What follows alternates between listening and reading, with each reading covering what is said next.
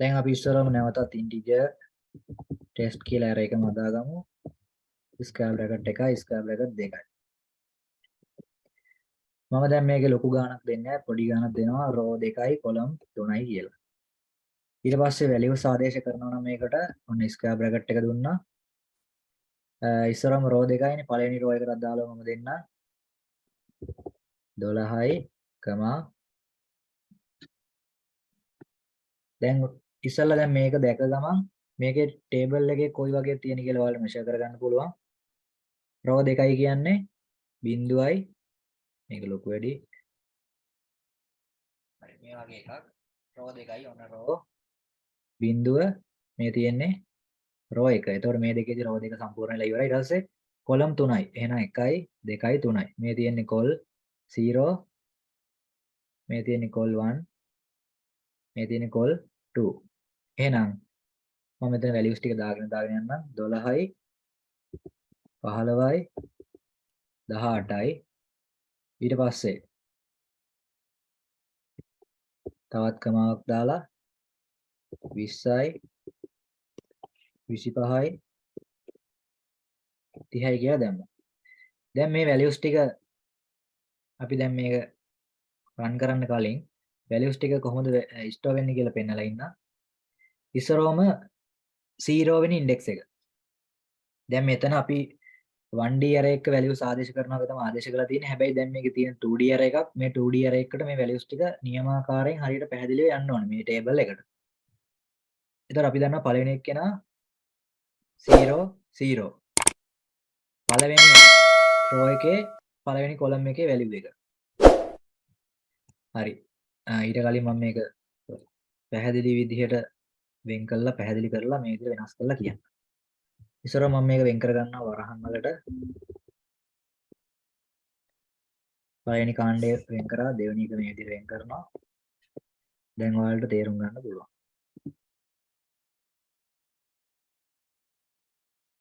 හරි. ඔන්න දැන් මේ විදිහට තියෙනවා. දැන් මෙතන බලපු ගමන් කියන්න පුළුවන්. දැන් මම වෙන් කරලා තියෙනවා. මේ තියෙන්නේ row 0. මේ තියෙන්නේ row 1 එක. ඊට පස්සේ පහළට ගත්තාම මේ තියෙන්නේ col 0. ඊට පස්සේ 1 එක තියෙනවා.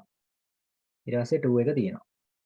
හරි. එතකොට දැන් මේක බලපු ගමන් මේකේ fill කරගෙන යන්න පුළුවන් values ටික මොනවද කියලා. 12යි 15යි 18යි 30යි 25යි 20යි. ඔන්න ඔය විදිහට තමයි store වෙන්නේ. දැන් මේ විදිහට වෙන් කරපු ගමන් ඔයාලට ඉතාලම ඉක්මනට මේකේ values ටික ආදේශ කරගන්න පුළුවන්.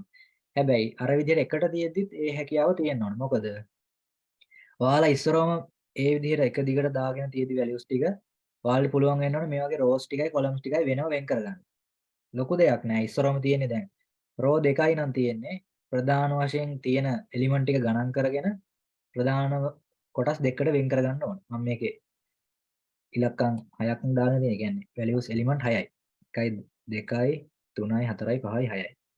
12යි 15යි 18යි 20යි 25යි 30යි. එතකොට ඔයාලට පුළුවන් මේ විදිහට එක දිගට values ටික දීලා තියෙද්දි මේක දැන් row 2යි නම් තියෙන එක හරි මැදින් දෙකට බෙදා ගන්න පුළුවන්. දෙකට බෙදාගත්තට පස්සේ ඉතුරු වෙනනේ කොටස් තුනක් 3 3 දෙකක් බෙදෙනවා. ඊට පස්සේ මේ කොටස් තුනක් තියෙන්නේ මෙන්න මේ කියන columns 3. එතකොට පළවෙනි එක්කෙනා 0 column එක, දෙවෙනි එක්කෙනා පළවෙනි column එක, ඊළඟට දෙවෙනි column එක. ඒ ඇවිල්ලා පළවෙනි row එකේ row 0 කියන එකේ. ඊට පස්සේ තවත් එකක් තියෙනවා අපි මේ මැදට දෙකට මැදින් වෙන් කරගත්ත එකේ. මෙයාගෙත් තියෙනවා col 0, මෙයාගේ col 1, මෙයාගේ col 2 කියලා. හැබැයි එයාගේ තියෙන්නේ row 1 කියන එක්කෙනාට අදාළව. row 2යි තියෙන්නේ. ඔන්න ඔය විදිහට row 2 වෙන් කරගත්තා. row 2 වෙන් කරගෙන column ටික නිකම්ම අපිට බලා ගන්න පුළුවන්. ඔන්න ඔය විදිහට තමයි store වෙන්නේ. දැන් ඔයාලා දැක්කා මේක මේ විදිහට අපිට values ආදේශ කරන්න පුළුවන් මේකට.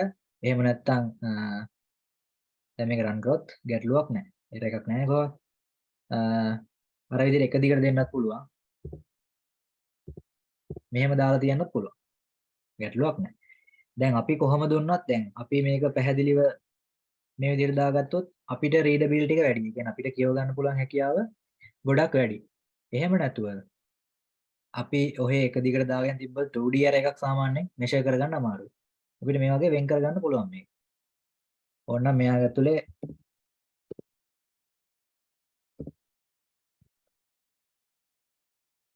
මෙයාලව group විදියට මෙහෙම වෙන් කරන්නත් පුළුවන්. හරි මේ එළියෙන් ඔයාලට පේනවා නිල් පාට වෙලා මේ පෙන්වන්නේ මේ දෙන්නගේ බවුන්ඩරි එක කියන්නේ දෙන්නගෙම සම්පූර්ණ සීමාව මේ තියෙන එක රෝ එකක් මේ තියෙන තව රෝ එකක් ඊට පස්සේ එයාගේ ඇතුලේ තියෙන පළවෙනි එක්කෙනා දෙවෙනි එක්කෙනා තුන්වෙනි එක්කෙනා මේ විදිහට කොලම් වෙන් වෙලා තියෙනවා. මෙහෙම තියෙද්දි අපිට මෙන්න මේ විදිහට උනත් වැලියුස් ටික දාගන්න පුළුවන්. දැන් එතකොට මේ තියෙන්නේ රෝ 1 මේ තියෙන්නේ මේ රෝ 0 මේ රෝ 1 එක. ඔය විදිහට තමයි ඊට පස්සේ මෙයාගේ ඇතුලේ කොල් 1 0 1 2 මෙයාගේ 0 1 2 ඔය විදිහට යනවා.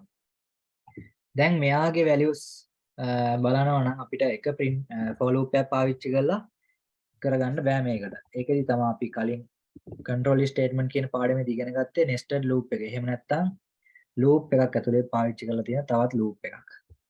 අන්න ඒකක් පාවිච්චි කරන්න සිද්ධ වෙනවා මේකෙදි. a සමානයි බිංදුවයි semicolon a less than ඊට පස්සේ මෙතෙන්ට දෙන්න ඕනේ වැලියු එකක් තියෙනවානේ. ඒක ගැන මම කියන්නම් a++. ඊට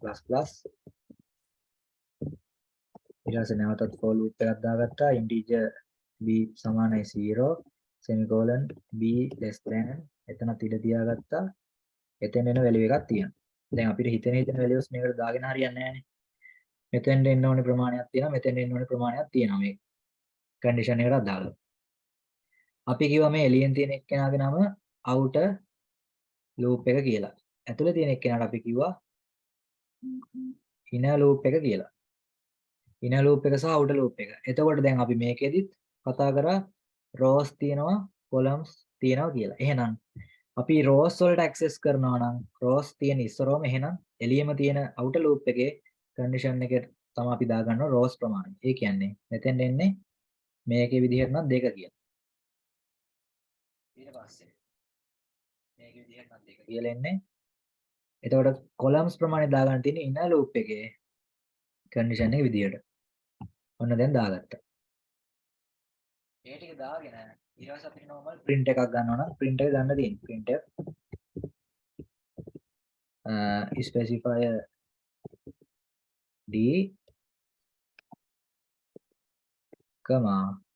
test කියන array එකේ මේ විදිහට නැවත index දෙක දෙන්න තියෙනවා. හරි දැන් ඉස්සල්ලා ඔයාලගෙන් අහපු ප්‍රශ්නය තමයි දැනුත් අහන්න තියෙන්නේ. දැනුත් මට මේ දෙන්නගේ values ගන්න ඕනේ increment වෙවි අලුතෙන් indexes එහෙම නැත්නම් මේ දෙන්නගේ index දෙකට පාවිච්චි කරන්න පුළුවන් value දෙක මොකද්ද? increment වෙලා අපිට අර උඩින් දීලා තියෙන output එක එන්න ඕනේ. ඒකට මේ දෙන්න මේ මම හිස්තැන් දාලා තියෙන ඒවාට එන්න ඕනේ මොනවද කියලා කියන්න. හිස්තැන් දෙකක් තියාගෙන තියෙනවා මේ දෙන්නට දාලව එන්න ඕනේ values මොනවද? හැම output එකම එන්න ඕනේ 12 15 18 20 25 30 කියලා.